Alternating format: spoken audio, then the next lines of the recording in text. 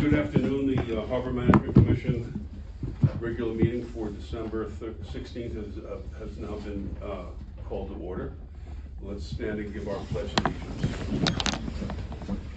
I pledge allegiance to the flag of the United States of America and to the republic for which it stands, one nation, under God, indivisible, with liberty and justice for all. Excellent, excellent. You've all received the minutes of the last meeting, the November 18th meeting. Has everybody had a chance to review them? Yes. Are there any comments, changes? Hearing none, I ask for a move to accept the minutes of the last meeting. I move that we accept the minutes of the last meeting as written. I would second that. Any further discussion? All those in favor say aye. Aye.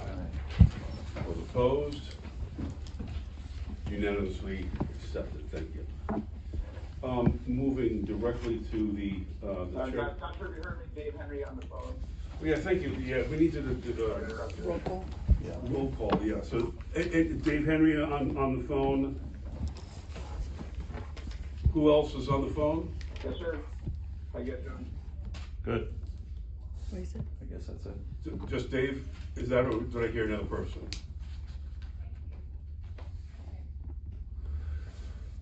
And then we have all those who are sworn in here. We have 1, 2, you are. So we have 4, we have 6.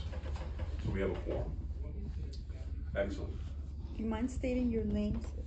Yeah, Everything. for the For recording. the, yes, correct.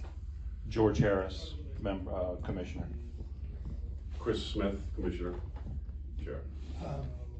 I don't know, am I still a commissioner? I think you are I through think the you end are. of the year.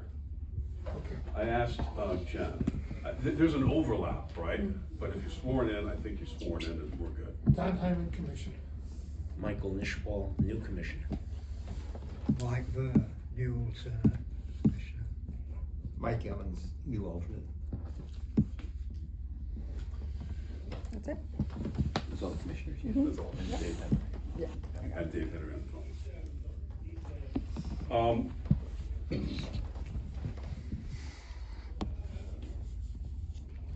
There's a couple things that I think we need to talk about. One being the schedule for meetings of the next, for 2026. We need to vote on that. Well, we had said that we would continue on the third Tuesday of every month and continue at 4:30 at the last meeting. We briefly talked about that and it was accepted. However, there's been some concern, so maybe some members and commissioners will have a difficulty in getting to the meetings before, from their jobs, before 5 or even 5:30. So there was some discussion about making the meeting at 5 or 5:30. So I asked if there's any discussion or thoughts around that. I would say only that if it improves actual physical attendance, I think we should move the meeting to a later time.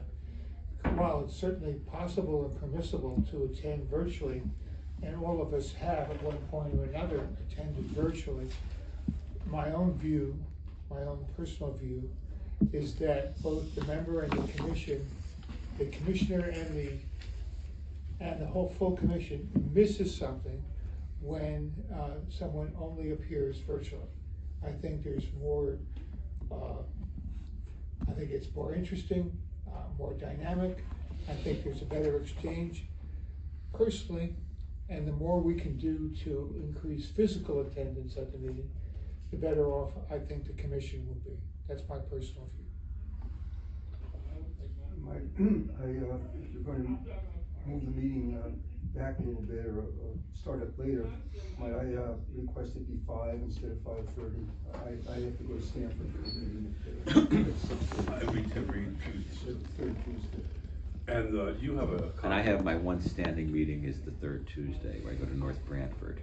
So that's why I have to sometimes leave a few minutes early and jump on the phone. So 5 would be better if we're going to push it back than 5:30. It will, Go ahead. sorry. for me, it would be hard if we move later than 5:30, because I have to, couple kids, I have to. And then we have run in the past when meetings go long into the next commission coming in. It was 7 that was, we were meeting downstairs, and there was one that came in at 7, and once or twice we bumped up against it, but I don't know how the rooms go now. So it'll be upon me to keep the meetings rolling rapidly, and be on all of you to be brief. So, there's both things have to apply to get that done. Because we would want to get out, I would propose that we start the meeting at 5 instead of 4:30. I think that sounds like the consensus here. But knowing that bumps into, you know, dinner time and kids and all kinds of other complications, I'm not sure if the half an hour really makes a difference for those people who are bound by, you know, I'm retired now, so I don't really care. So all those, I would propose we begin the meeting at 5 on every third Tuesday of the month for the year 2026. Is there a second to that? I'd second that. Further discussion? All those in favor, say aye. Aye. Opposed? Aye. That was an aye for an acceptance, right? Yeah. Good. So, Jen, would you send that to Jen Carpenter and Yes. and we'll very good.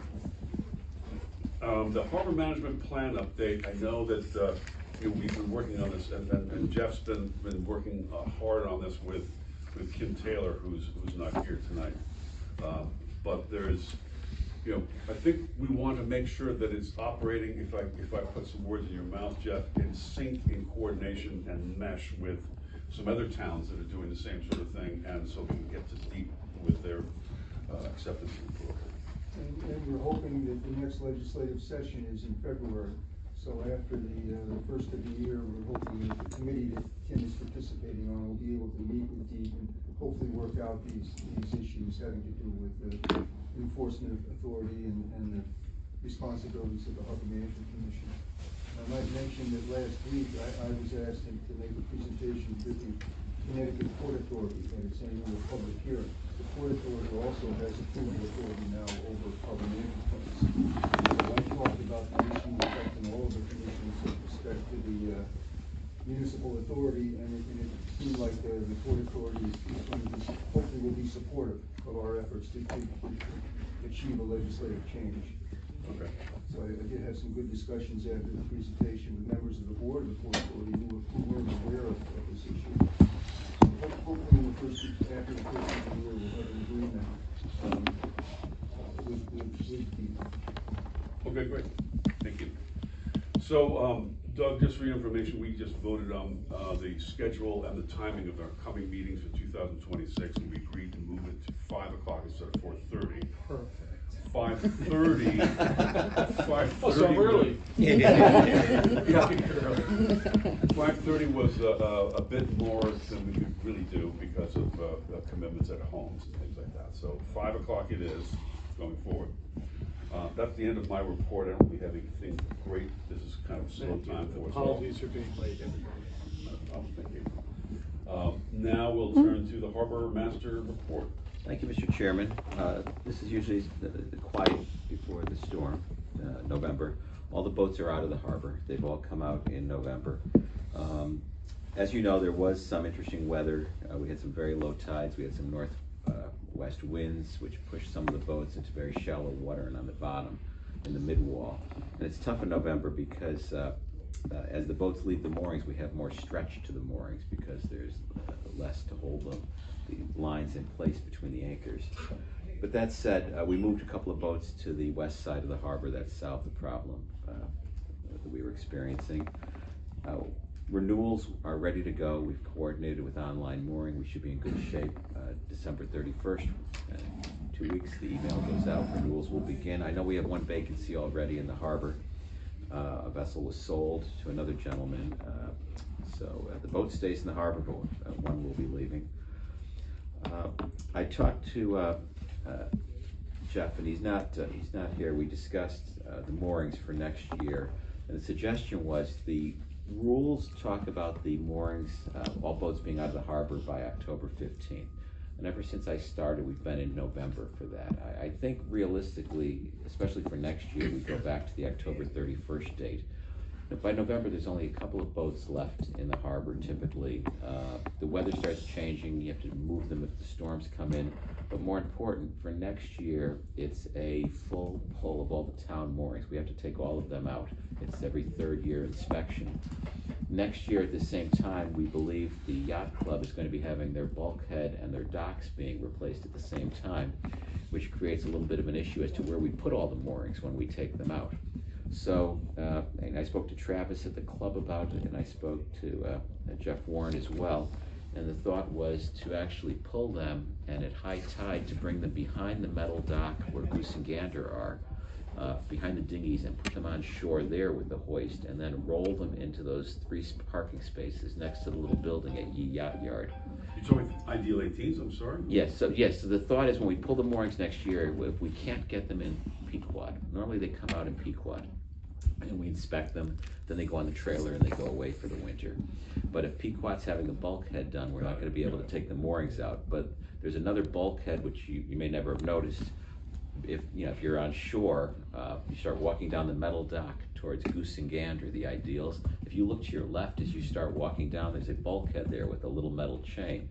The yacht club can get the mooring tender boat into there at times of high tide and use its hoist just to easily put them on shore, and then we could physically roll them, 30 feet across the parking lot into that little segregated area by the building there, and that'll be, and I'll have to get Park Commission, I'll have to get their blessing on doing that, but it's a safe spot to put them somewhere we can inspect them and then store them temporarily. So, if in fact, we may have to do that next year.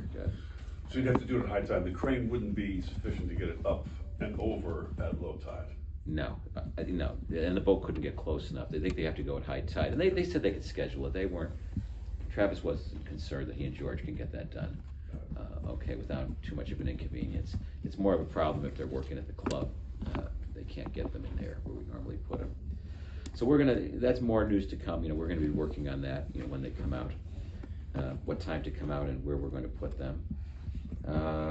The fire department is getting a new boat, so we're working with them on where we're going to put the new boat in the harbor when they get it, because it's on the larger size. And they're going to have to do some configuring the dock if they want to put it where the inflatable was, where the current boat was, because it's quite a bit bigger. And the Harbor Master boat, I told some of you before the meeting, is ready. I just called to check on it yesterday, and they said, well, good news, we're checking the engine yesterday, and everything looks good. And they got back to me just a few minutes ago saying, all right, your boat is all cleared, it's ready for pickup. So I went to purchasing and I said, pickup by who? Because did you put in the specs at purchasing the boat? It's going to be delivered to Fairfield, or do we have to send someone up there to get the boat? So they're going to check. She'll check tomorrow, and we'll coordinate, whether we need to have someone from the town run up with the truck and tow it back. Otherwise, it'll be a cold and wet ride. That's what I think, but a fun ride. My new boat. Good burn-in period. Yes. The trouble is you gotta go slow so many hours, I can't get any speed. 5 knots off west. If it was August, I'd say we go get it, but yeah. Are you? I know what you're gonna say. You're gonna say, how long can we leave it there?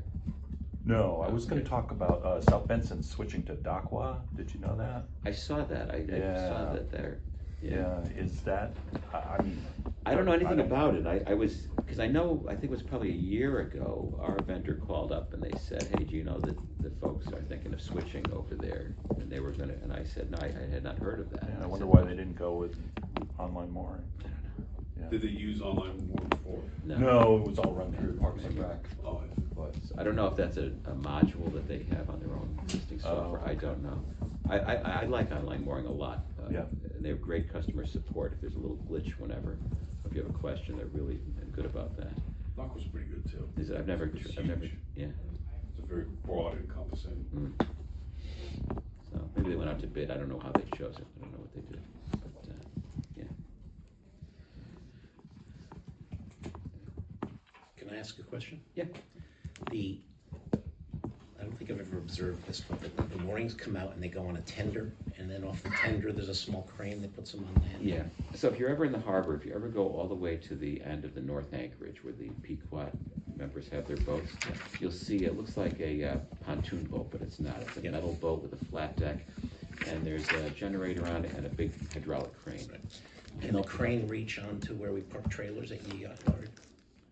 That's what I'm saying. Bunch of open space. At high tide, maybe. Trailers.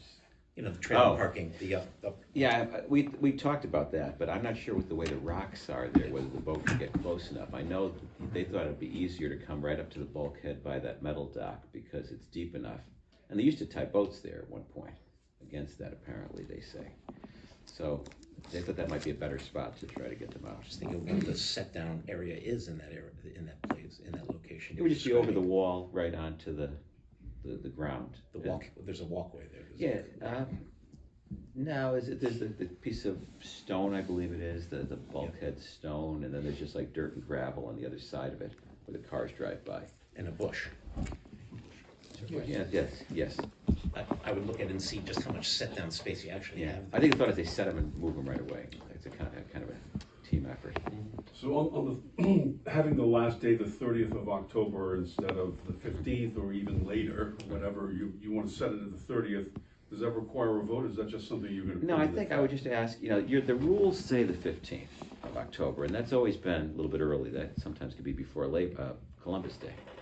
And for fall boaters, that can be short, especially the fishermen, probably don't like that. So, Jeff and I were talking, and but getting into November, you only have a couple of boats by November that are there, and a lot of the boats that do sit there in November don't go out anyways. So they're just taking up space, and that's harder to pull the moorings. If you have boats sitting there, you can't really start taking them out, especially when we're going to have a little bit logistically harder time taking them out in 2026. We may want to just say October 31st is the date. But that's just something you'll do when you. I'll just notify everyone that that's the date. Yeah, I'll just announce it. Unless you folks say you don't agree with that idea, or you think we should leave them longer.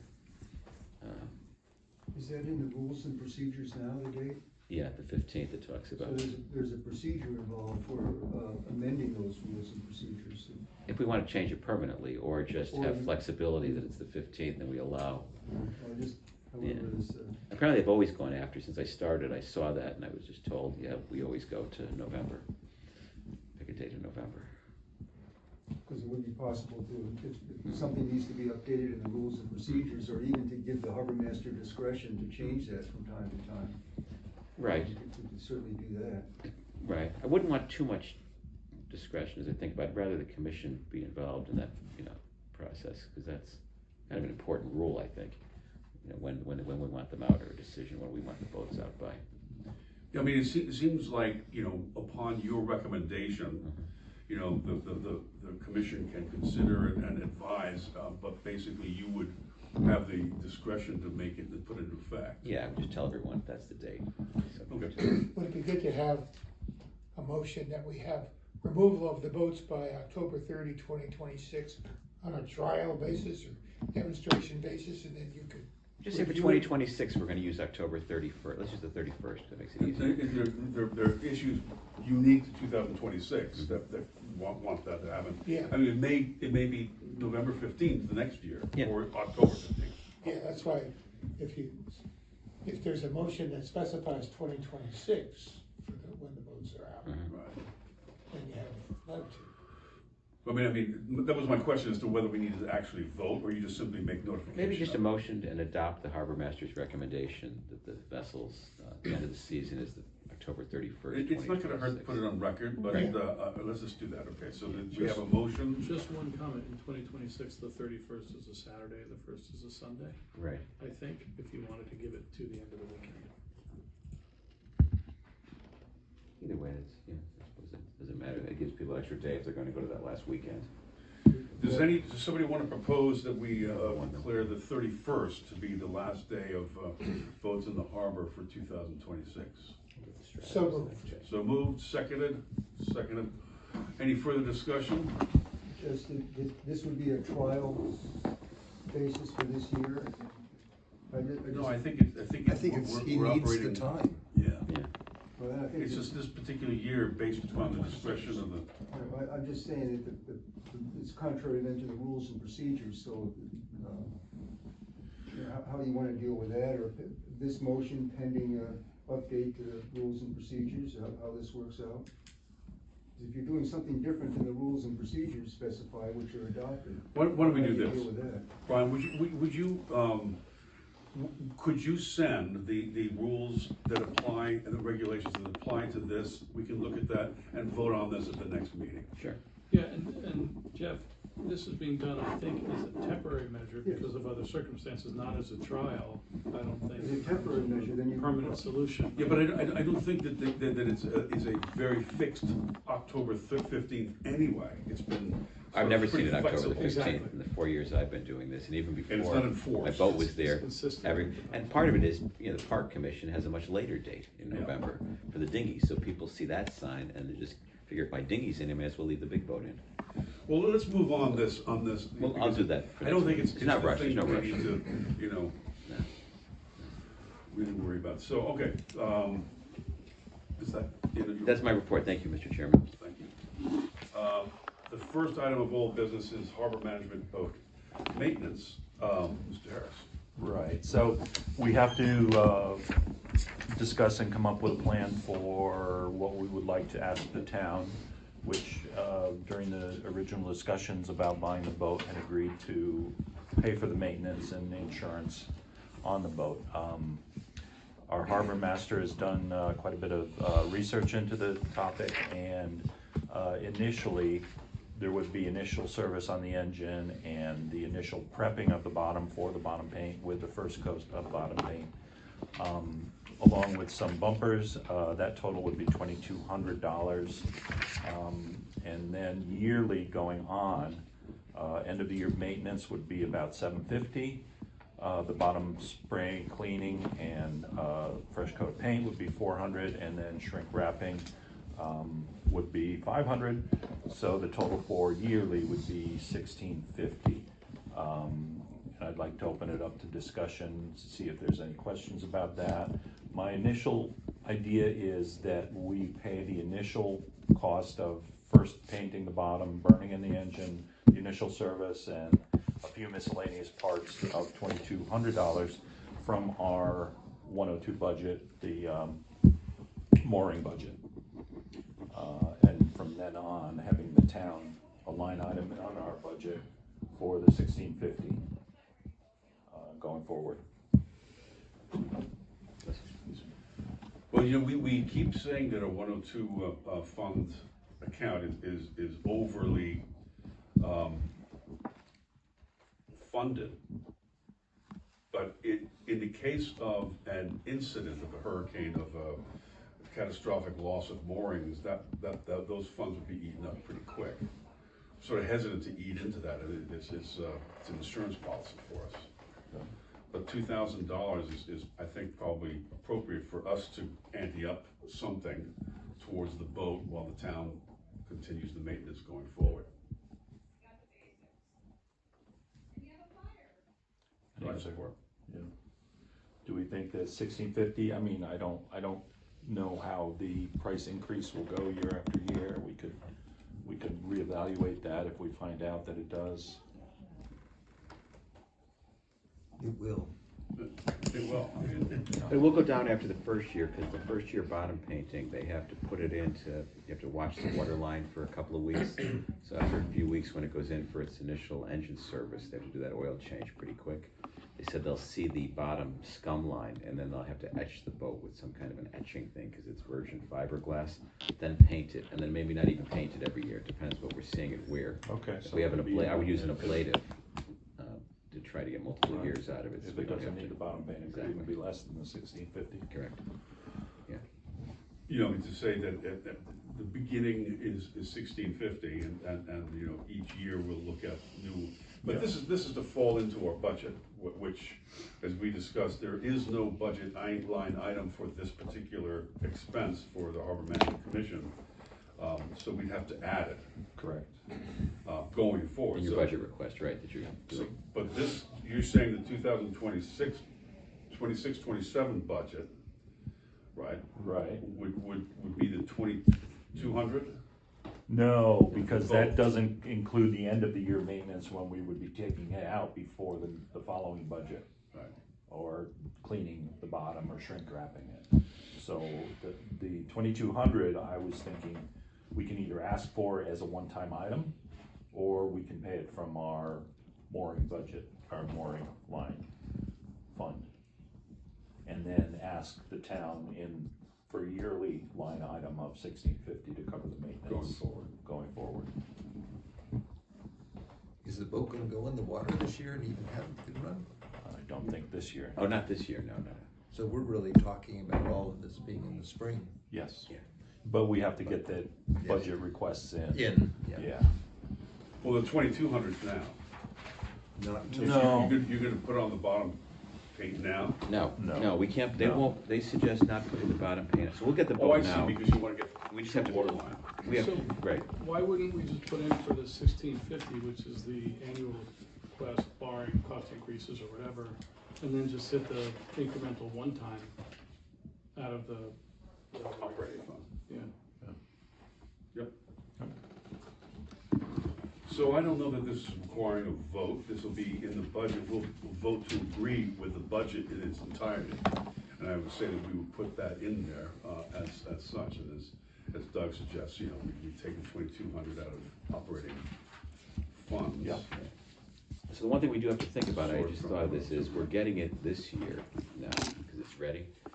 We have to store it for the winter, so how are we gonna cover it for this winter? Shrink wrap. You know, I'm not sure they're gonna let me leave it up there, at the factory until the spring, since they're making other boats. Do we shrink wrap it, do we just get a big tarp and, you know, tarp it off with a big blue tarp?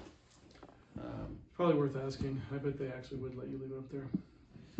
I mean, I'm gonna try that to see if they have the space, to see if we can They're- give it a few months. I don't know how, I've never been to the factory. Yeah, I don't their, know. their plan is already set for the winter, I'm sure. Was the trailer part of the purchase price? It is. Yes. And if that doesn't work, I wonder, I mean, is there any of our maintenance, other lines that haven't been totally used this year that we could look forward to? I don't know. Well, we're gonna use an outside firm to paint it, right? Rex or somebody? So maybe we just bring it there and they would store it as part of the paint.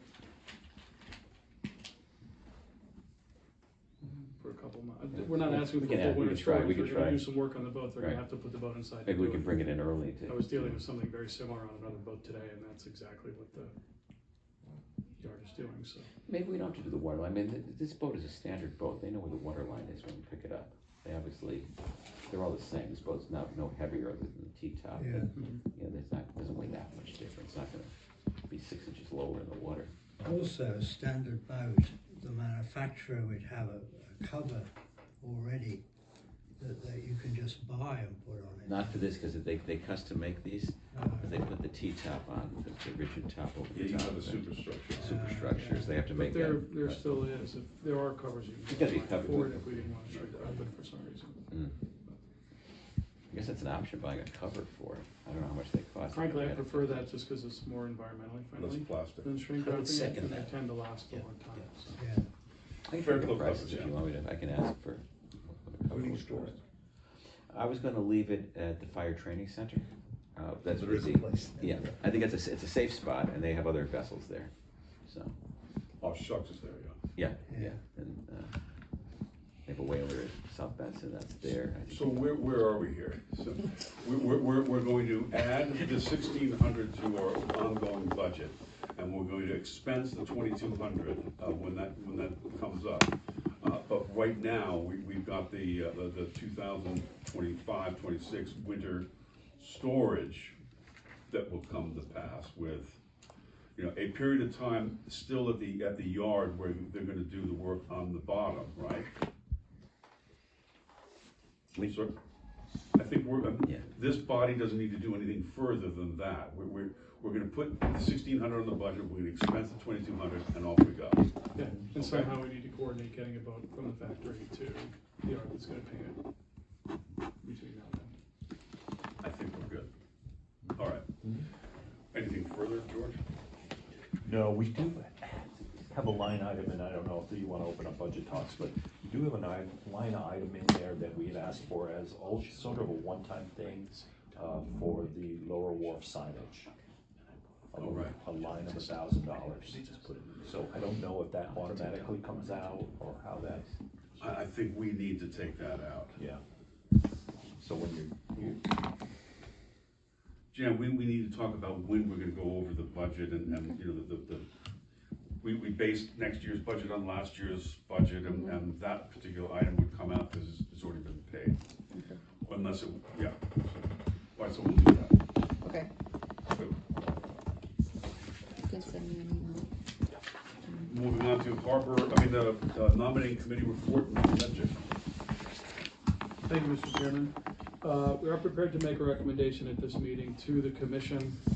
After our outreach, both individually and collectively to all the commissioners, we would propose the following for the slate. There are 3 positions: chairman, vice chairman, and secretary. Mr. Smith as chair. So everyone knows he's indicated he would be willing to continue in that position, and no others have volunteered interest in that position. Mr. Harris as vice chair, who also has indicated a willingness to continue in that position, and no others volunteering or showing interest in that position. And then Mr. Baisley as secretary. Mr. Baisley's indicated an interest in serving as secretary, particularly given the change in meeting time. We may want to discuss that here a little bit. Mr. Nisball had indicated an interest as a backup if the meeting times weren't going to work for Mr. Baisley. So the recommendation would be Smith as chair, Harris as vice chair, Baisley as secretary. Do we vote now? Well, one, I would say if there's any discussion, I know, for example, we had talked. Well, but I meant tonight. Do we vote tonight? I think we do. I think if we're prepared to, we can, sure. Also, sorry, in my notes I glanced over something. The secretary position has become vacant because Commissioner Hyman is leaving the HMC, and that's the cause of that vacancy. I think we discussed that maybe at the last meeting, but for clarification. That's good. My job, I'm not your replacement. And any discussion on that? Only, Mike Baisley is not at this meeting, he's not been at other meetings. Is he comfortable, if the meeting starts at 5, will that make it possible for him to attend the meeting? Yes, so we've had a discussion about, I don't know if he's on the line or not. We have had a discussion about it. Some of the concern he had is the 4:30 meeting time, which he's unable to get to oftentimes in person, but he's made a commitment to attend them by phone, or if the meeting date was changed to, the time was changed to later, to make them in person. So it is something we discussed when he showed his interest. Very good. Yeah, John and Doug and Chris, I'm on the line here if you can hear me. That's Michael? Is that Michael? Okay, sorry, I wasn't sure if you could hear me or not. I'm Yeah, sorry? I'm on the line. Oh, okay, good. Can you hear me? Yeah, can you hear us? Can you hear Yeah, us? I got you. Yep, all good. Sorry. Okay, good. Well, yeah. Yep, I can hear you okay. So I just wanted to respond quickly. I think to Don's point, earlier is definitely tougher for me just in terms of general work schedule. Obviously, to the extent that I get the role of secretary, I'll do my best to be there more often in person. But worst case, I'll be able to do it remotely as I'm doing today. Very good. Just so, if I may say at this time, when I first took the position, I thought there was no job description for the secretary. But I was disabused of that by the town clerk, who made clear that for all commission secretaries in Fairfield, Robert's Rules of Order prevail, and secretary is responsible for record keeping, membership lists, and so forth, with support from the administrative secretary, such as Jen Lang, and so forth. So I will give you a copy, Mike, of the communication I have with the town clerk, so you can see specifically what you're responsible for. I think you're absolutely, I know you, and I know you're absolutely more than qualified to do all of this. But, and I feel your pain. I was a commuter for 40 years, so I know what you're talking about. But I personally feel it's, to the extent that you can be here physically, and if not that virtually, I think it would be a better position for you and better for the town of Fairfield.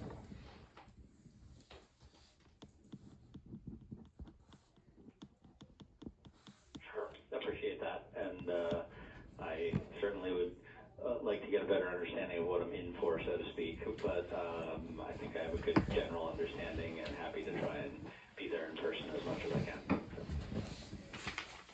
Very good. So, shall we make a motion? As an interested party, I guess I shouldn't be. Yeah. Well, I would be prepared as the person on the nominating committee that was trying to provide some coordination to this. I would make a motion that the 2026 officer slate for the HMC be Mr. Smith as chairman, Mr. Harris as vice chairman, Mr. Baisley as secretary.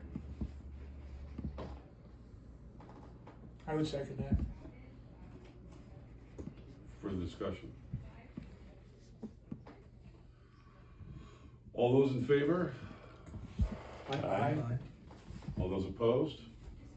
Aye. So, I think I was from a delayed. timing standpoint, bada boom. Is it an aye to agree or to oppose? On the phone? Mike or Dave? That was an aye to agree, sorry to delay that. Thanks. I think it's the wire that's delaying. Yeah, this is what I'm talking about. Yeah, that's gotta be the wire that's delaying, sorry. Yeah, there's a lag. I to agree, so I'm with all. Michael Baisley is the other. And then All right, very good. Thank you very much, Dave everybody. Let's move on now to, do you have any further mention? No, not really. Our website review, Mr. Hyman, do you have any updates for us? Just a short one. David Kelly and I continued working on small updates to the HMC portion of the town website. We've talked about the other things. It wasn't a wholesale redesign at all. That wasn't necessary. It was just tweaking it and making it updated. And what we did, I worked with him in early December. We made sure that in 2 locations where there are maps of the Southport Harbor Management Plan, we made sure that the maps are the latest maps that Jeff provided when we, on the last go around for the TPC plan of conservation and development, where Yee Yacht Yard is correctly labeled Yee Yacht Yard. And we are putting aside the use of town boat yard, which is no longer in use officially in town, per Parks and Recreation and per the Office of the First Selectman. So the map correctly reads Yee Yacht Yard for where it's stated, where it's included on our website. There may be some occasions elsewhere in predecessor documents where a town boat yard is in place. As we go forward, you'll have the option of updating that or changing that if you wish. And I would say there probably will be other moments when we need to update the town website. And Mike Baisley, and this would be under your watch. I work directly with Dave Kelly, but generally, I don't know if you are familiar with doing this kind of updating work on the website. Yes. You are? Mhm. So you could work more closely and easily with Generette if there are changes to be made, new documents to be added, obsolete documents to be removed, photographs to be added. We have some, I would call them signal events coming up in the next 12 months or more. We have the repair and rebuilding of Lower Wharf. That could be a communication moment externally, that should be a communication moment externally. We have the arrival of the harbor master's boat. That could be or should be a public relations moment. All those things need to be shared. I think with the town, it's my personal philosophy that the Harbor Management Commission, while we focus on moorings and dredging and all those important things to keep the harbor safe and ecologically sound and environmentally lovely, management of the harbor involves information. Information that we develop, that our consultant develops, that we refine, that we share internally and understand internally, and then share externally. How we share that information is how we are also judged. Like in any organization, if you've worked in a corporation, how you share information is how you are remembered, assessed, evaluated, and I would support, especially because we are a government agency, transparent, robust sharing of information that's appropriate to share for such events as I've just identified and others to be determined as you go forward, so that we keep people aware of what we're doing. And there are channels in place to do that, and you know, with the First Selectman's office and other channels, and that we keep doing that. So my message to the new people: read the documents.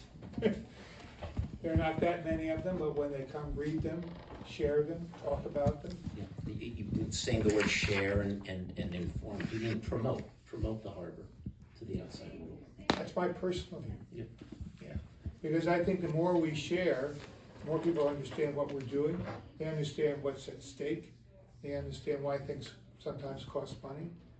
And also, all of us need to find successors and replacements over time. And the more people know about what this commission does, the easier it is to do that. So that's my personal. Thank you very much. Yeah, I agree. There's a lot that we need to make sure that we're in full communication with the public with. And I think also we want to make sure that we as a commission fully understand how we got to where we are. And that's found in that harbor management plan, which I shared with the newcomers in an email earlier this week. It's a big, long document worth the read. It'll inform you and guide you in your actions on this commission. But it'll also explain a little bit about the relationship between the Pequot Yacht Club and this commission and the use of the harbor. And it's important to have a good handle on all of that, and there's so much to it. Take the time and remember, the other commissioners, and particularly Jeff Stedman, whose encyclopedic knowledge of the topic could be of great assistance to you. I also put together a PowerPoint presentation on the history of the Harbor Management Plan and the Harbor Management Commission, which is on the website. That would be useful to take a look at.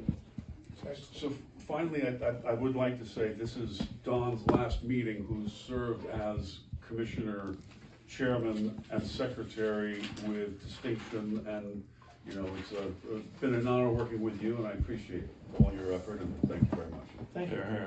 Thank you. For the minutes. It's been an honor working with each of you. I've learned a tremendous amount over the 4 years I've been with the commission. I think back at the things that we've been involved with, and we're really a cross-functional team. Well, every now and then, one member or consultant steps up and does some heavy lifting. There's a lot of cross-pollination, discussion, collaboration that goes on, and that's a nice thing to see. So we're in the process of getting closer to updating the plan. We've dredged this harbor. We've put in signage that manages our risk program. We're about to start rebuilding Lower Wharf redefined our harbor master's job description and acquired a boat so our harbor master and his assistant can do the job that we need done. These are all very satisfying things to be part of. I'm sure I'm missing something. Tide gates coming up. Tide gates are coming up, and of course, we had a great transition too. We a very devoted, hardworking person from the town, Betty Gabriel, retired, and we now have Jan helping up and filling those shoes beautifully, and it's been a delight to be part of this. Some of you, if I bruised you along the way, Jeff, I'm looking at you. I'm sorry. But I think we're all adults here and can deal with some constructive criticism from time to time and so forth. And I think we all have the best interests of the harbor at heart. Thank you very much, Tom. Thank you. Moving on now to the Harbor Management Legislation Initiative, Mr. Stefan. Well, mentioned before, and for the new members, this is an issue that affects all harbor management commissions, because in 2021, there was a interesting dock application in Greenwich that led to a Superior Court decision, which ruled that harbor management commissions have no authority to review applications for deep permits. I'm sorry about this. And that all that DEEP has to listen to is recommendations that are spelled out ahead of time in the harbor management plan, which is illogical because a plan can't identify a question, a response or an answer to every problem. So we've been working for the past 3 years. I say we, members of other harbor management commissions with participation from this commission, to achieve a legislative amendment that would uphold the municipal authority that's historically been considered to be part of harbor management. Jeff, what other commissions do you work for? I work for the Greenwich Commission, the Stanford Commission, the Norwalk Commission, Stratford, New London, Norwich, and a number of other ones over time. So I've been involved with a group called the Connecticut Harbor Management Association, which is volunteers from all of these commissions, and we share information. So we've been, I say we, but the group with support from the town of Fairfield have been trying to get this new legislation for the past 3 legislative terms, and each time it's been objected to by DEEP, unfairly in our opinion and incorrectly, by arguing that we're trying to get veto power over DEEP decisions, which is just not the case.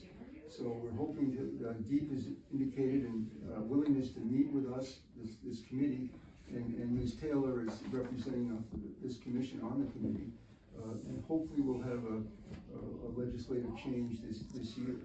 But the court decision that there is no state authority for a harbor commission to make comments and recommendations on DEEP decisions is contrary to the harbor management plans that DEEP has approved, and in effect invalidates a lot of them. So the towns that are updating their plans now, not just Fairfield, but Norwich, Stanford, and New London is working on their plans. This affects the completion of the plans, and that, I know it's a very complex matter, but that's what we're talking about. We're talking about the legislative initiative. And its status, where is it now? We're waiting to hear back from DEEP about the next meeting we're having. DEEP has told us, and I say us, the committee, that they would like to have some legislators present when we meet with them next, and we have virtual meetings. And as I mentioned at the Connecticut Port Authority, which you may not know, it's a quasi-public entity that provides grants for harbor improvement projects and has responsibility for managing the state pier in New London, but it also has responsibility for reviewing and approving harbor management plans. And I believe that, again, I made a presentation last week to them, and I believe that they will be supportive of the legislation we're hoping to accomplish. But then again, if we're not successful in February, then where are we? And I think we should just pursue with the harbor management plan update as we think it should be, and then force DEEP to make a decision on it. So that's where we are. It's a very complex. We won't go into it now, but the history of harbor management in Connecticut is very interesting. And the original act was in 1984, and it was to set up, provide additional authority to municipalities, and to, relative to state authorities. So that's what we're still trying to continue and maintain, and when the town established the Harbor Management Commission back in the 1980s, it was to deal with the issues that the federal government saw about the management of Southport Harbor, and we were able to correct all of those. But you know, for anyone who's interested, some of that is in the PowerPoint. We can certainly talk with you about it more.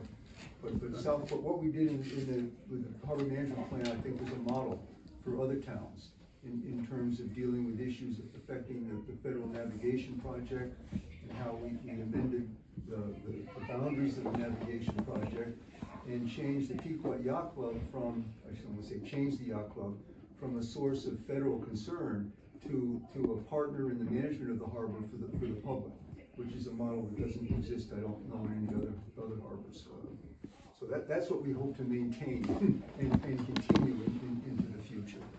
So, sorry to go on for so long. Thanks, Doug. Jeff. We now have the, thank you very much.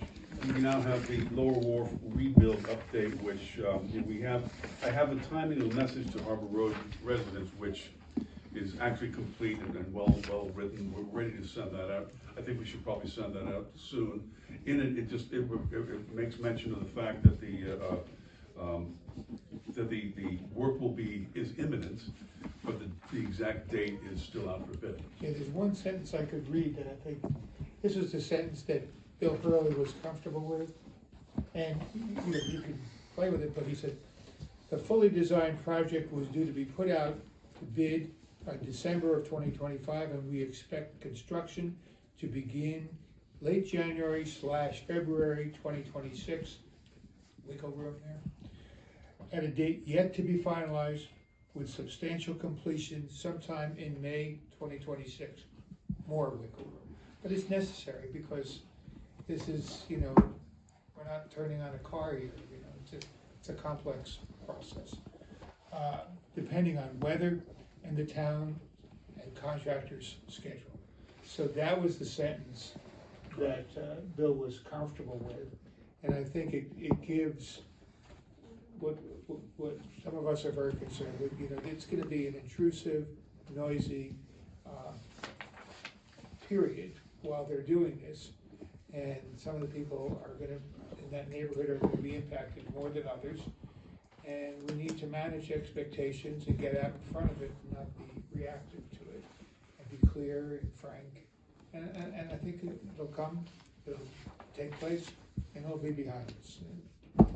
Simple. Will the message also be posted in other public channels? So Yeah. for people, residents who use the area that might be, disrupted through the What I have suggested in several times and chatted about with Chris is the following. One, a letter goes to, and I gave you some addresses for the people on Harbor Road, kind of from the southerly end to the intersection at the first block. All those street numbers. That letter needs to go to Lisa Claire next door here. She will transform the letter into some kind of a news release, news story that will go into the First Selectman's newsletter. She will also, I think I'll remind her that we had this discussion, make sure it's in the Sasquatch publication, the Southport, all the neighborhood associations, and to the Connecticut Post.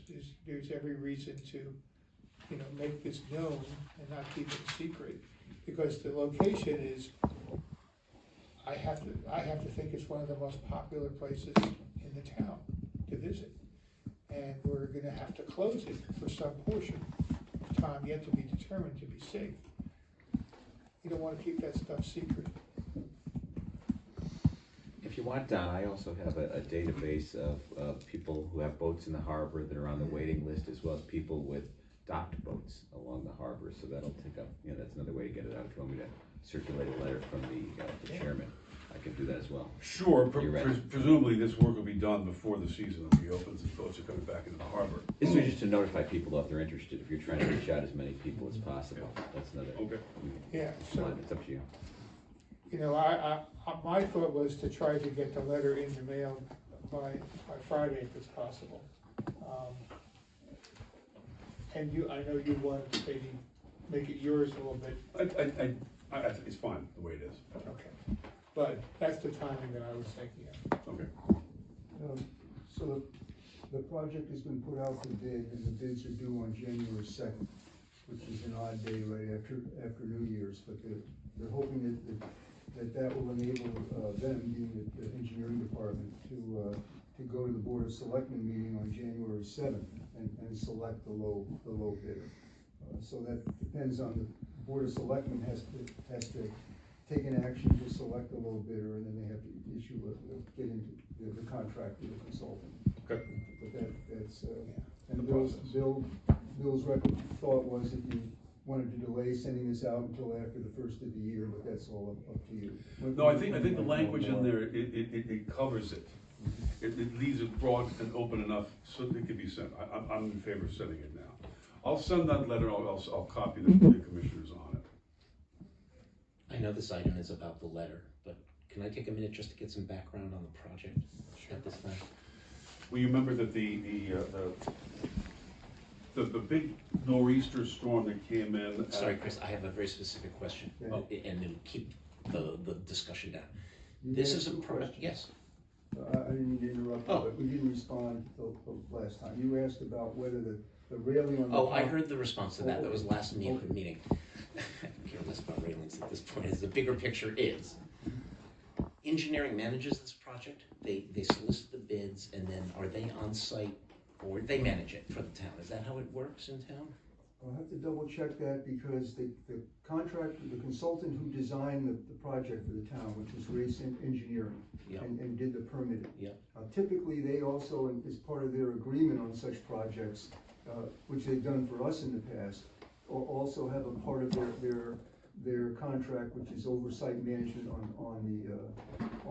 the project when it's underway. I'll just check and see if that is the case, but that's typically that's what Race has done with us previously with the boat launching ramp, for example, and I forget if there was another one, but I'll confirm that. But as a commission, let's say they want to stage all their materials in the Yacht Yard parking lot for months. Do we have any input into that? Well, I have to go back and look because there was a coastal site plan review done by planning and zoning. And that was to look at the upland impacts and the staging of, I have to look at the requirements for that. But there would have been, as part of the coastal site plan approval by TP&Z, there would have been conditions about, where they can keep material and I'll go back and look at that. To answer Michael's question though, this commission doesn't have jurisdiction over the yacht yard, the ground in the yacht yard. If they're working on the lower wharf and they want to use all that grassy area for a lot of stuff to stage, is that something that we concern ourselves with, or is it with engineering? It probably will be closed for the most part. Well, I'll look at the coastal site plan approval, the approval that was issued by town TP&Z. Yeah. Because they were specifically asking for where material is gonna be stockpiled and how you would secure it so material doesn't blow in the wind and so forth. So I'm sure that there are conditions about that. And to your point, managing the neighbors is gonna be a huge thing. And I don't know if they're gonna come to us immediately and They won't be complain surprised. that there's a coffee wagon every 5 minutes beeping its horn down there. I don't know. There have been soft conversations Okay. with neighbors, so they know generally what's coming, they don't know when, they don't know how big, they don't know all that. Because they need access. Yeah, and we have to be sensitive to that. I would say also, personally, again, I think Jeff will keep you informed as he just said, but as commissioners and as Fairfield residents, I believe you have the ability to go to anyone in town government and ask them a question, just as you've, in the future. Yeah. Jeff will report back on this, but I would encourage you to talk to town employees. They welcome those conversations, and then I think you hear it right from the horse's mouth, and I think that's a good thing, and so forth. That's, And Jeff has informed me about, there is a plan. Someone put this together as to the details of this construction and staging. Not just how they're gonna, what it looks like, but It's how they were hugely gonna, detailed. how they were gonna achieve it. Okay, and that's information I can access if I want. You saw what Peregrine looked like when that was Okay. being redone. Yeah, it's gonna be a smaller version, but I envision it's gonna be something like that, where it'll be blocked off, and they don't want citizens walking around while there's construction going on, so. Just before the summer, if they can finish that, boy, good for them. What will the dog walkers do? And piles will probably be from a barge. They may just put those piles in from a barge, or who knows? Any further Thank you. questions? Thank you, guys. Thank you. Thank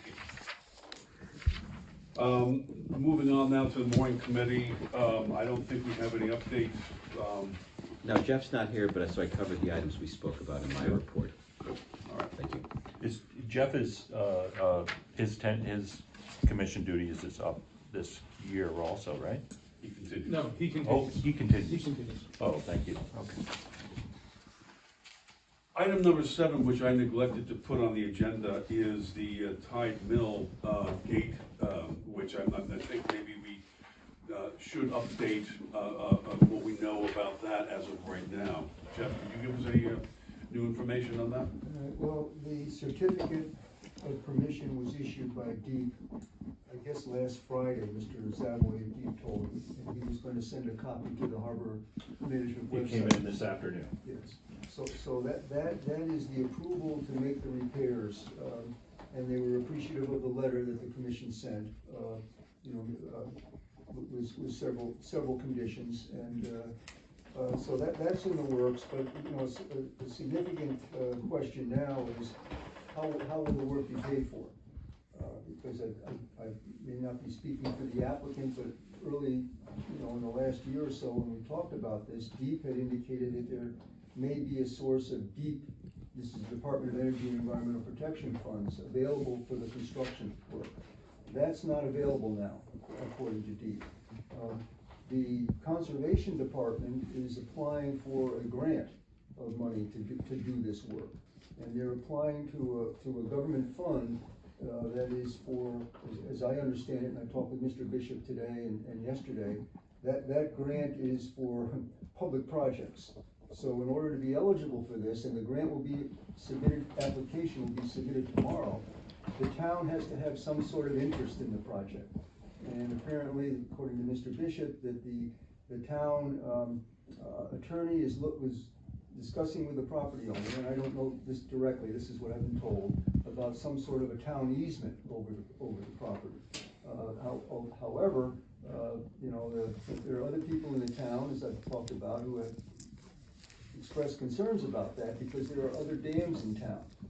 Including at one time, I believe people were asking the town if they would take an interest in repairing the Samp Mortar Dam. Of course, the town doesn't want to be responsible for dams throughout the town. So the status of this is going to be interesting, about whether the grant is issued to the town, whether the town does have an agreement, of some sort of easement or responsibility over the dam and tide gates. We don't know that yet. The other issue that's been raised, and I think it's a very interesting one, is the impact of the upstream diversion from the Hemlocks Reservoir on water levels in the Mill River. The Harbor Commission spent a lot of time reviewing that proposal, I don't know, several years ago, and expressed concerns about it because there was no provision at that time for monitoring the effect of the diversion on downstream water levels. So to the extent to which that diversion may now be affecting the water levels that upstream property owners see in the river, I think is a question that requires some more attention. And my recommendation at the meeting tonight was that we write, the Harbor Commission writes to DEEP and asks for whatever information they may have about the status of water flows in the river as affected by that diversion. And it's been, we mentioned this in our in the Harbor Commission's letter, that to the extent that diversion may be affecting the water levels that the upstream property owners see, I think is a legitimate question. I've inquired to DEEP as to who we should contact to ask these questions, but haven't had a response back yet. So this would be a follow-up to our letter relating to the Aquarian Yes. request. We would say, after that has gone through and actions have been taken, could you give us a report on the downstream effect of water levels? On any, maybe there is no impact, or maybe they don't know, but I think it's a legitimate question to ask now, especially in the context of the public questions that we've received about water levels and the dam. So I think. Anybody else have any further thoughts on that one? One suggestion, only that, I think it would be good for the town and good for the commission to share the DEP certificate of permission document with the Mill River Wetland Committee. I think it would be a nice gesture to send it just for their information to Jonathan Dilley, who's the chair of that committee. I think we should check with the town legal. It's not our document It's not to our share. document. I'm sorry to interrupt again, but we need to really, I think, clarify this. My understanding has always been if there's an application that's submitted to a government agency or any communications from a town agency, that's automatically public information. And to require a member of the public to submit a freedom of information request, I don't think is reasonable. But we should get a formal answer, I think, Chris, from the law department. Because my experience has always been if there's an application submitted for government review. But I mean, what I'm saying is I agree, so that's fine, but we're not ones in charge of that document in the first place. We responded to it in our letter that we did. Beyond that, it's not our project to run. We've asked for certain things to be done in the work to be performed on that project. But it's not our project. I appreciate the protocol issue, and we should be correct in how we do this, but through one channel or another, I think it would be good practice to share this document, either through our channel or through another channel, with the Mill River Wetland Committee. And how about the upland water homeowners and residents up there? I requested a frequent Freedom of Information letter from DEP, and I got it from the town actually, and I got a call from Kevin up in DEP, or when I was talking to him the other day, he said, I would have given you that letter, no problem, why don't you just ask? All this, what is all this secrecy? I mean, come on, we pay taxes, we're above your harbor. The harbor that you want to make sure you maintain the stakes in the environment that is created. You're worried about your neighbors down there, we're neighbors upstream. It's a simple matter of protocol. No one's trying to hide this from you. No, but you don't have to make it hard for us to get it either. I think we have to be correct Yeah. and we don't know what correct is. Okay. We're talking about a letter that wasn't requested by us or sent to us directly. It was sent to the town engineering. So is it our responsibility to release that? Is it ours? I understand your concerns, but where does it become the harbor management's responsibility to release something that is between the town and DEP? Well, maybe I'm making a mistake. I thought you were referring to the letter that you sent to DEP last No, week we were that we have referring not to. seen. We also can't see your minutes before your current meeting, so we don't know what's in the minutes that said what you were gonna do. And Draft minutes are posted on the website. I'm sorry? Draft minutes. I didn't see any draft minutes on the website every time I've looked. And that line is blank. I'm sorry, I'm supposed to introduce myself to proper protocol. Yeah, I mean, to take the protocol, we should be deliberating the commission business and then open it up for public comment afterwards. But I don't want to be impolite. I just want to make sure that we are following protocol. Let's do this. First of all, I think Jeff had a good recommendation that we send a letter to DEP asking for information relating to after effects, post our letter relating to the aquarium request. See if they have information, data relating to the impacts of that action by Aquarium. Jeff, if you could draft us such a letter, we can talk about it and send that. And I think we need to ask and get an answer from legal authority within the town about our responsibility for releasing data for the COP, for whatever it is. So we will do that, okay? But I think that's the extent of the conversation, the business before this commission tonight on that topic. Okay? And I'm going to move on now to new I'm very business. disappointed in that, Well, in that there is no. May I ask that we good bring data. that back up in public comment at the end, in just a few moments, please? And I'm not shutting you down, I'm just trying to follow the process. So if we have any new business for tonight, I don't think we do, except, Just one thing about the anticipated next year, small harbor improvement projects grants from the Port Authority. They anticipate another round of those grants next year. The bond commission, have they done this now? If they haven't, believe that they've done this, or maybe they're gonna do it this week, they are going to allocate, the Port Authority has asked for $5 million to be allocated for the total program. And that the Port Authority then would be responsible for the disbursement of that money to entities, towns, and also private entities that apply for grants without having to go back for the bond commission approval of each grant, of each project. So they anticipate a new round, you know, after January 1, and there's going to be a new application procedure. But that's all. But we don't have anything to request funding for yet, do we? no, we don't. But one thing that we talked about with Mr. Afride is some sort of a project to manage the sand around the jetty at Southport Harbor. And whether the country club would be involved with that or could apply for a grant on its own, since private entities can do that. But we've What never would we solved need to that. do to bake that up such that it's a project that could be put forward before the? I think we need assistance from a coastal engineer to talk about the different options that are available to do this. And also to get a group, you know, have a partner with the country club to work on this.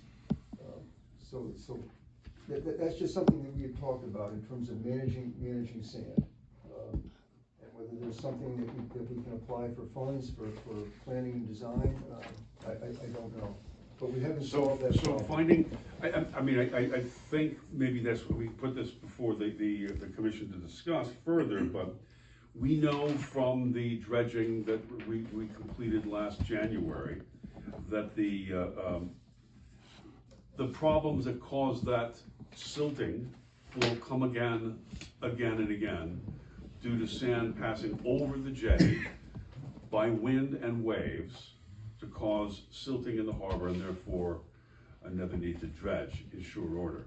So that being the case, do we want to get ahead of it by having some program to control that sand? And I'm not going to be the engineer that suggests how that's to be accomplished, but do we get an engineer to ask and answer that question such that we can package up a request for a grant from the Port of Authority to address that? Any further comments or questions on that? I think the grant could be to retain an engineer to do an analysis of the problem and to come up with solutions, yes. Or there might be more than one option, various price points and so forth. We would, everything from adding more stone to the jetty to whatever else is necessary. But that kind of gets ahead of ourselves. I mean, we don't know what an engineer would tell us. Now, I'm just throwing So that if we as a get funding hypothetical. for the engineer, that might be doing. Maybe what we might be able to do is form a subcommittee of members, of commissioners who might be interested in pursuing the request for a grant for engineering. Sounds like a plan for a plan for a plan. You want to do a grant for the design, evaluation and Study. design, the Well, study. I think for the study Yeah, first. to come out, Study. what we're gonna do before you ask for money to do For it, 'cause we don't engineering know. study. Yeah. Feasibility. Yeah. You I need mean, to dig Jeff if saying. we could request funds from Port Authority for, in this round, for engineering studies to learn what it is that the alternatives might be, and then perhaps from there come up with a greater project. Would anybody be interested in working on that? Good. And that's our sand management goal, which is a goal in the harbor management plan, to manage that sand. And we did take Mr. Afriye from the Port Authority, I think we met him on the site to talk about this issue. So the Port Authority is aware that we're considering this. But I think also we have to have the country club as a partner in this. Does the Port Authority have an acronym? Connecticut Port Authority, CPA. CPA. Yes, Connecticut Port Authority.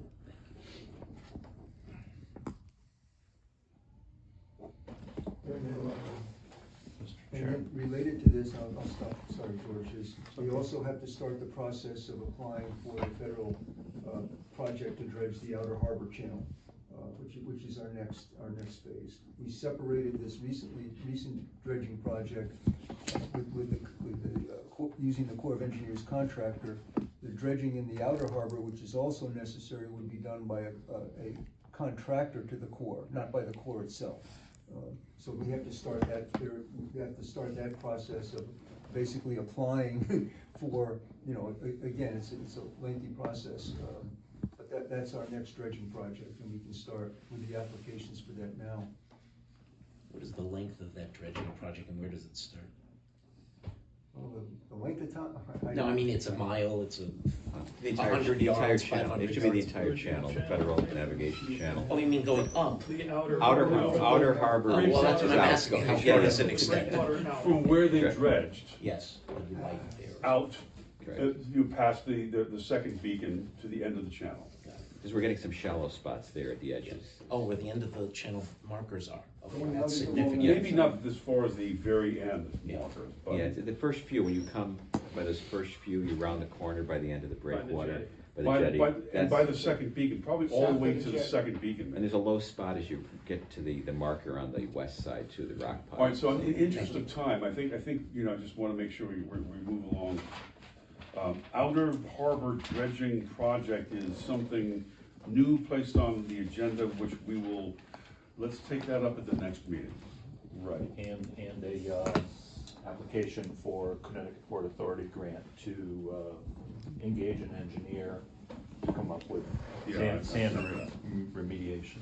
Sand management plan. Okay, that's new business. New applications, I don't think we have any. I just have actually one request, Jan. Betty prepared this, a roster of the members and their, this is old, Okay. with the members and, well, you can take that, and if we could update that with the current members, that would be really useful and distributed among us. Sure. Do you want this to be not the full information, but the names and Yeah. website? Just the names? Or no, you don't want names on the website? What do you mean website? It has names now. It has names now? I think you want the contact info, names, email, and phone numbers is what I talked Just about. for us. Yeah. No, That's this just for internal, yes, private, I internal, understand. yeah. Public website Have- should list the commissioners, but not the. Right. Correct, not the contact Yeah, oh, I see, information. Yeah. Okay, I mean, that's, I think, the end of our most of our business for tonight. Now we return to public comment, and I thank you for your patience, and I apologize for the process that I felt we need to maintain. But this is the opportunity for public to comment on the deliberations of the committee, the commission. Thank you. I'll pass around these two photos that were taken couple of days ago. One of them has an indication of where the low tide is now compared to where it used to be normally before the floodgate on the dam was eliminated. I believe that happened about August of 2024. Not sure about that, but somewhere in that neighborhood. So this has been going on for some time. At that same time, or during parts of, no, it was before that, the Aquarian got approval to remove, and I believe it was an additional 7 million gallons a day of water from this river at peak need. That would bring the water level down by 14 million gallons a day. That seems like a phenomenal number. That's the reservoir, not the river. We don't know that. It's coming out of the river. It's coming out of the reservoir, but that water would be decreasing the capacity that can flow into the river. What we do know is that they're not keeping any records of what the quality of the water was or the volumes of the water were in relation to the flow downriver. And we do also know that they don't have any real intentions of doing that because they don't give us answers to questions and things in relation to that. They also don't know what the effects of those decreases might be. Now, my understanding is that the 14 million gallons a day that they can withdraw from the reservoir is going to cause, if the water level is lower, as it has been all this year, and if we're going to install a tide gate into the new dam that's going to lower the level of water to like it was this year probably, because they're going to leave it open for 4 months during the season when the fish are spawning, we ought to have some information on that. And part of what I thought you guys would want would be what's coming into my harbor. Because we know that the water's going to, if they do take out that amount of water, the water is going to be less in the river, it's going to be warmer, it's going to have more turbidity, it's going to have possibly more pollutants. So there's a lot of variables there. We're going to get some more fish spawning up there, and we can hope that the fish will survive because less warmer water, less oxygen, higher temperatures, not the most conducive to viable, what do you call what fish do when they swim to spawn? Spawning, I guess.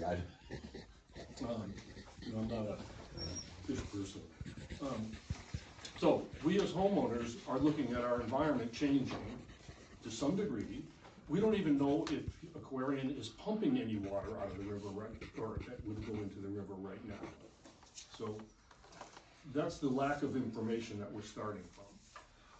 We do know more about the water, and from what I mentioned to you prior meeting was that the bird life and the wildlife around the river has changed drastically. And drastically since it was dredged back in 2012. And it's been for the better, okay, with the exception of now this faulty dam gate. So, I would like to see a copy of the letter that you sent to the DEP, please, respectfully, so that we know what, we have a record of that in our brain so that we can think of how that's going to affect us. But it seems to me that I hope you ask for more information about what's going on in the river and the effects it's going to have on your boats and your harbor and the beauty of the harbor. I'm sorry, for the record, what was your name again? Tom Carell, Somerset Avenue in Riverfield area, just down the street from Brian. We will go to make sure that from Town of Fairfield Legal Department that we have an understanding of what it is we can and cannot do. I will do that, and I'll let you know, okay? What we can and cannot share. And I think we will also send that letter to DEEP asking them for more detailed information. Sorry. More information about the effects of the aquarium removal of water from the watershed. Or monitoring it. Just let's get a start. Well, let's ask them for the information that we don't already have. We said something at the time when they 2 or 3 years ago when they made that request, and now we followed up with, okay, that's happened. give us an update as to what the effects have been. Thank you. I'm wondering if there's any logic or things that go on with the people that requested the dam to be open for those 4 months. That, are the fish that are gonna go up there and spawn desirable fish, or are they environmentally friendly and a big boost to our environment? Because at the other side of that is, we didn't have any ospreys this year. Well, we had ospreys, but they didn't stick around. We didn't have any eagles this year, and the eagles were still there. We'd see them flying by, going someplace else. But, you know, it's that type of thing. The herons were a fraction of what it was in the past. And cormorants were up during 1-2 week period. You know, that kind of thing. We don't know the answers to those questions. No, I'm not asking it as a question, but that's the type of information that we see. But that information, those sorts of requests were found in that certificate of permission, which if we're able to, or another agency is able to share with you, you'll be able to review that yourself. Thank you. Okay. I'm sorry, am I able to ask a couple of questions? Yeah, and state your name, please. Yes, certainly. Carl Elias, Uncle Road. I'm also an upstream resident. I just had 2 specific questions. One was regarding the funding. You guys raised a question about who was going to pay for this. In reading the statutes, it's pretty clear in the statutes that the property owner is responsible for ongoing monitoring and any repairs that are required for the dam. Has anyone spoken with him or her to understand whether or not they have the financial capacity to actually fund these repairs themselves? Because the statutes pretty clearly state that that's their responsibility. And then my second question is, you talked about asking DEEP for data on the diversion. Aquarian has to have that volumetric data, right? So I'm wondering if someone shouldn't ask Aquarian, they have to have weekly or monthly volumetric data on the diversion volumes. Because we don't even know, so they got approved for this additional diversion, but we don't know, according to any data I could find on the web anywhere, how much water is actually being diverted since the 2021 permit was approved. Somebody has that volumetric data, and Aquarian has to have it. So I feel like a request should be put to Aquarian as well as DEEP, but I would go to Aquarian first, personally.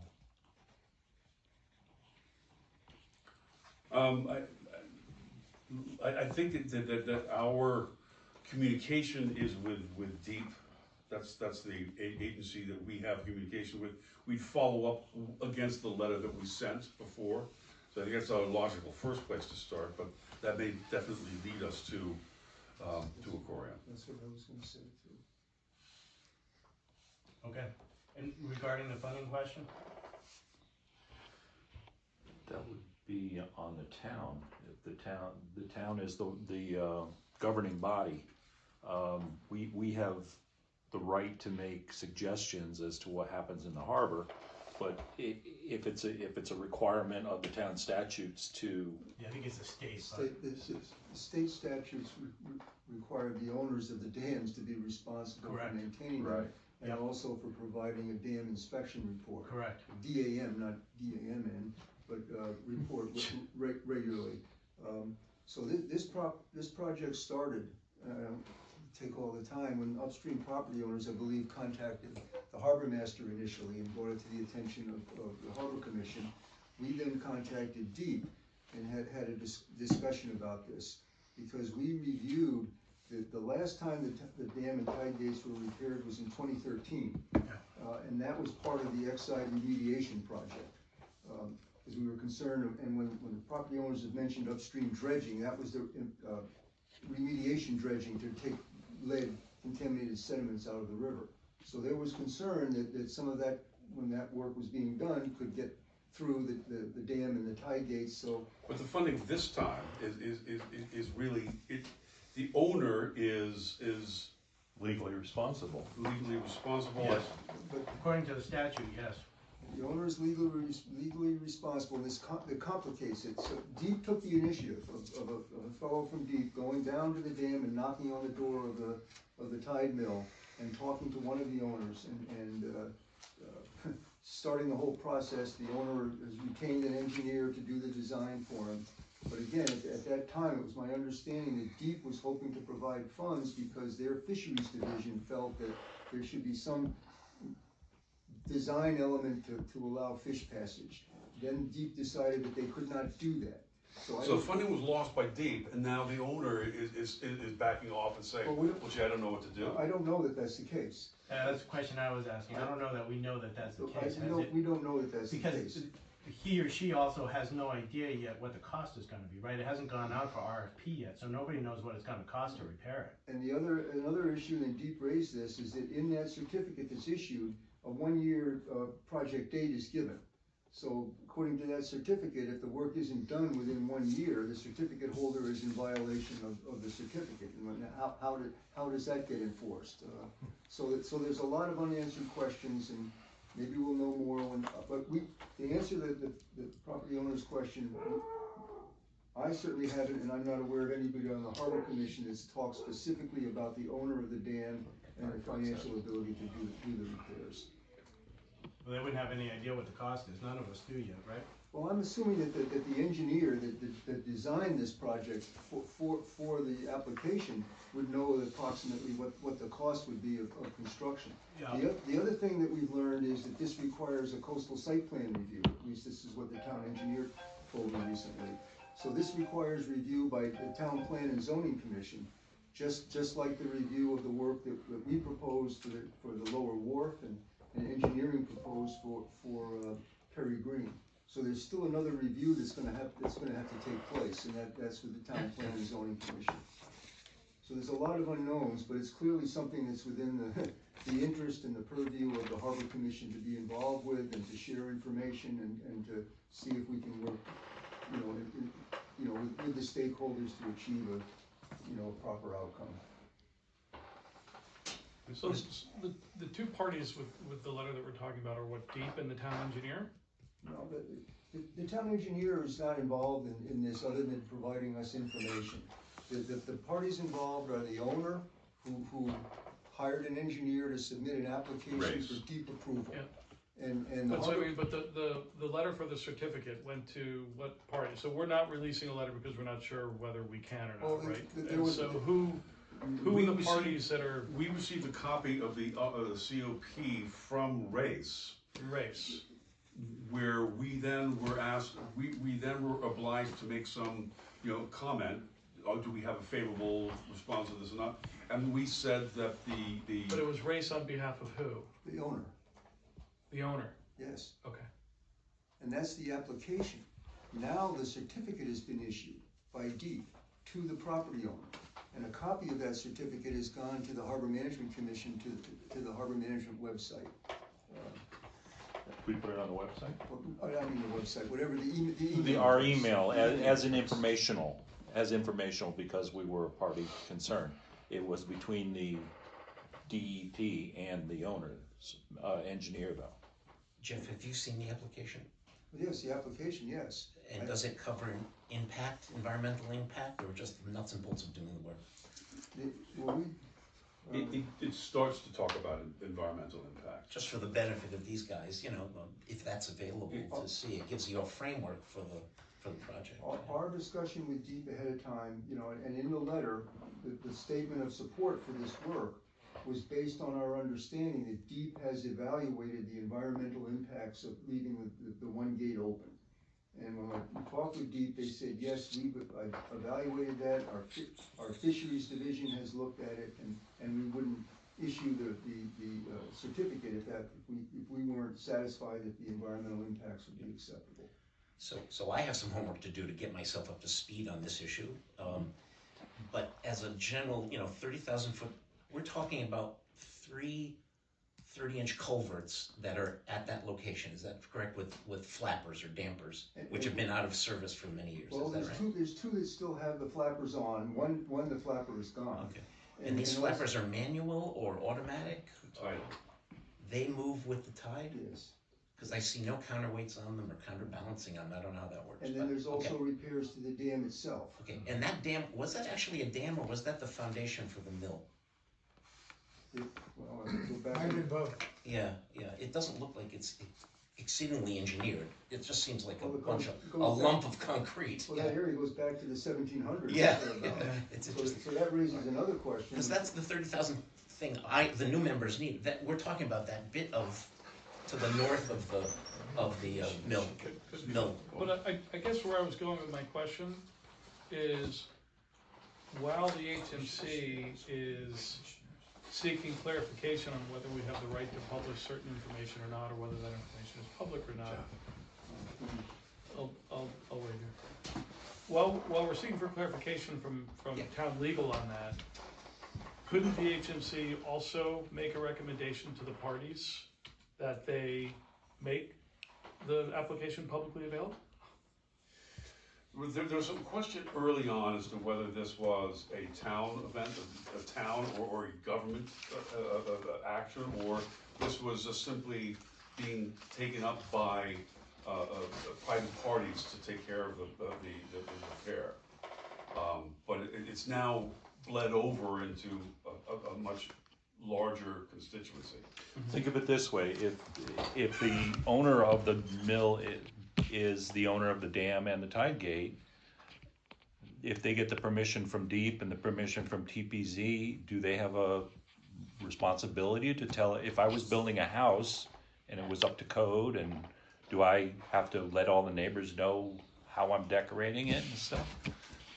I'm just trying to think this through, but I'm not disagreeing with you, I'm just saying.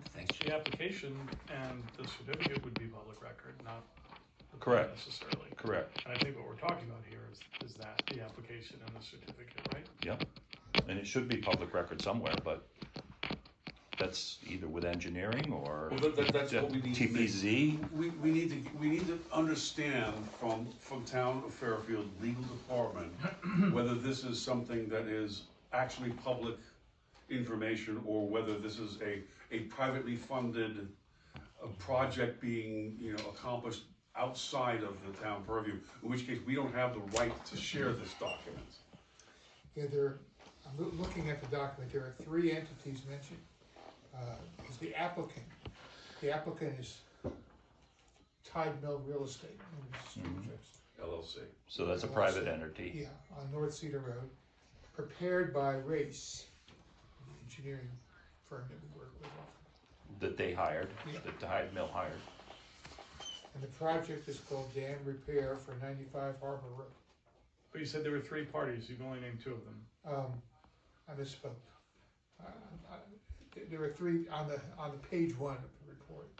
It has project, applicant, and prepared by. That's the application, John.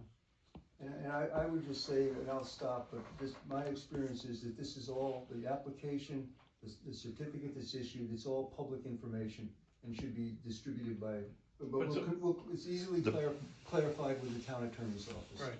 But if there's But I guess what I'm saying is, it's easily clarified by the town attorney's office. Is there anything preventing the HMC from making a recommendation that it be public information? I would agree with that, I just don't see as it is specifically our responsibility to be sharing all of this that is I can't between. give legal advice to this group. Yeah. I he can't give legal advice. I can't give legal advice, I'm not your town attorney, I'm town attorney for other towns, and my thought is this is a public document. If someone gives something to this commission, it becomes a public document. There's no Okay. confidentiality, there's Well, no, let's you can let confirm- your legal let's tell you confirm that, but I mean, That's we the question.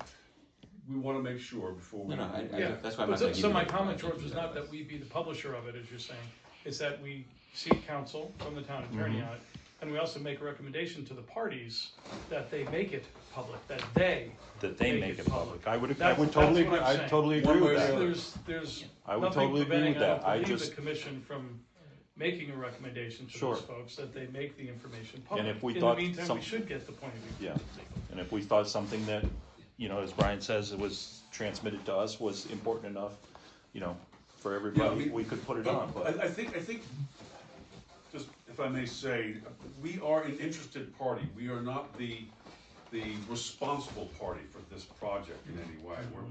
We're one of other agencies who are interested in its outcome as it affects Southport Harbor, as we understand from as we are guided by the harbor management plan. That's the rubric that we operate on this subject under.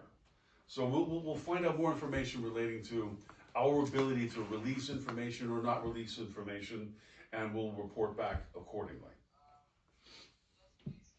Okay? So I'm not sure where I stand on this. You're gonna find out and report back accordingly to whom? Well, first to the commission, and then, I mean, first to the commission, and then if, of course, if there's, which you're perfectly, you know, you have a right to be able to participate in the commission meetings. This commission doesn't meet at all except in meetings like this. So the next time we talk about this will be January. I understand. I would think that you would have more interest in some of what's changing upstream and the effects that it has on your beautiful harbor. And I say that, the beautiful harbor, I just adore that place. But, you know, I mean, I'm worried in my backyard because the water's down 3 feet or some number of feet, I can't measure. You know, and my neighbor, you know, as well, he's concerned about things. What if the owner can't pay? Well, it seems to me the statute says that if the owner can't pay, they have liability for, they can put some sort of a lien on their property or something. Way Does above the our- dam still get fixed? Yeah. Do we have a geographic area that defines the harbor? Yep. For the Thank commission? you. And where does Thank you. it start? And then? At the tide dam. dam. Okay, Yeah. that's what I was thinking. The dam's the end. Right, Well, that's not our property, it's Anything On the past that- downstream side of the dam. Yes. downstream side of the Downstream dam. side of the It's dam. not, to say at the dam, right, so Yeah. it's a very big, it's on the harbor side. It's not the side of his interest. Thank you. So if something is, fits into our harbor plan as stated, then that's our responsibility. Yeah, I mean, look, I mean, we know that, and Jeff has pointed out, that projects that come about come before different organizations within the town of Fairfield that have impact on Southport Harbor needs to be brought before us for our consideration and review. So, and this is an example of that, although it's actually right on our So it's not our jurisdiction, but we have the ability to make recommendations and to review things that would affect the water quality. Like the planning document that's just been ratified, that town side plan, we were, Right. and we were party to it in a way, but we're not responsible. Right. But that's part of the authority of the Harbor Commission. So what we reviewed so far is not a referral from any other town agency. It's part of the responsibility for the new applications to keep. We haven't received yet, so the next step with this coastal site plan process is the town planning and zoning will have to refer to us the application that's made to them for the coastal site plan. Which we then give a favorable or unfavorable. So that would be subject to a public Based on discussion. the harbor management plan. Yes, so All right, so I'm gonna suggest that we've covered this topic, there's a lot more to be, to learn, and we'll get that done between now and our next meeting, and hopefully I'll be able to report perhaps even before. Any other public comments? Anything further for the commission? I do. We're new. Is there a place, Mr. Chairman, where we can go and find out things like the budgets? You know, I heard discussion about budgets, maybe this is a budget, the secondary budget person. Now, how do we gather that information for our own knowledge? So, it hasn't been a very well communicated thing for me as well. What we have done is we get the budget from the last year, we look at what we've done against the budget, and then we just go through the budget to figure out what is next year's needs. And our budget is part of Town of Fairfield. Public Works? I get the sense that we're under No, Public we're Works. commission, no, we're Okay. commissioned under public work, or under town of Fairfield. Under Town of Fair, okay.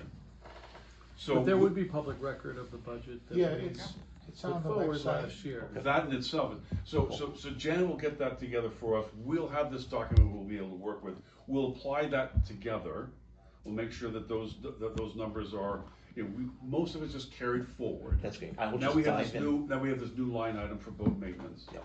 And then we'll put it before the RTM, I'm sorry, the Board of Selectmen, and then before the RTM, it'll be voted on. Then I know where to look. If it's, these documents are on the website. I can- Yeah, I have a recommendation. You can go through the Harbor Commission website and you can go through all the past minutes and the past Yes. videos and But if he wants, Back up. in addition to that, if he wants to see the numbers, the line by line numbers. It's more how it I mean, works. it's under $50,000.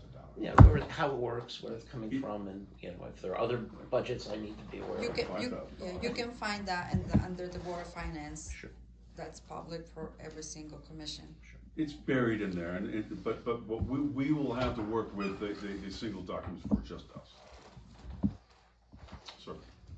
Volunteered for the sand management, but I can't do that by myself, and I don't know really what to make that statement, and then nothing else. I don't know what we're. I think Jeff will help you with that. Why don't we start with that with there, and then the two of you might be able to spec out something, you know, between now and the next or the meeting after that. Well, that's my question: is when do you want something?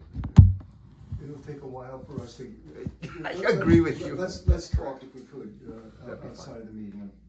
But this is our dilemma that, you know, we have a picture that was an engraving from a book in 1839 with people standing at the mouth of Southport Harbor, wanting to, you know, talking about how to stop the movement of sand into the harbor. So we're doing the same thing now as people were doing 200 years ago.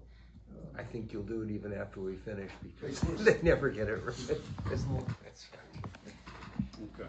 If I can't make a meeting, do you need notice of that, or you just assume the alternates are there to come? If we don't require you to give advance notice, if we have a meeting and we don't have enough members present or online on the phone, we won't have a quorum and we won't be able to take a vote on anything. And I think that means we won't have Yes, you're voting. the ability, we won't be able to have any actions to deliberate on. Yeah, well, either. I could certainly give you an advance notice of February. You know, I probably will need to be, you know, I'm out of town, so that's one thing I can tell you right now. I tend to send an email to the chairman if I'm gonna be remote or if I can't attend. Sure. Just as a courtesy. And also the commission tends to be fairly communicative if something's up where we feel we'll need a quorum. There Yeah. may be some outreach to. That's what I was afraid of. But we know we have to vote on something important, you know, I'll be knocking at the door. Okay. And Jen's gonna send us that information so we can contact everybody. Yes. Yes. Do you wanna, do you have their emails? I do not. You do not. Sure. That's what I was Well, thinking. sure we do.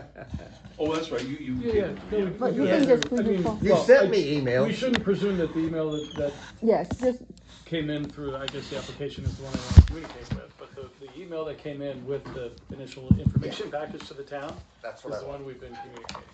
And it works. do you have a Gmail account now? I saw an email. Dude, I'm going back and forth. So I was, Yeah, what I is just going wanna on make over sure there? I'm using the right email. Yeah, use the Gmail. Ongoing question. Gmail. It's the Just- biggest just transition in retirement. What are you gonna use? No, I still have an old AOL account, so. All right, if there's any further business for tonight, I'll call us adjourned. Thank you. Thank you. Thank you. So then